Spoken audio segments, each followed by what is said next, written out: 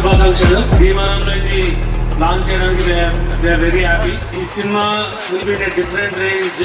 So మీకు regular updates ఇస్తూ ఉంటాము ఈ ఇయర్ అంతా. ఈ సినిమా మీకంటే ఎక్కువగా హీరో గారు మీకు ఆయన్ని ఎలా చూడాలనుకుంటున్నారు, అలా చూపించదలుచుకున్నారు.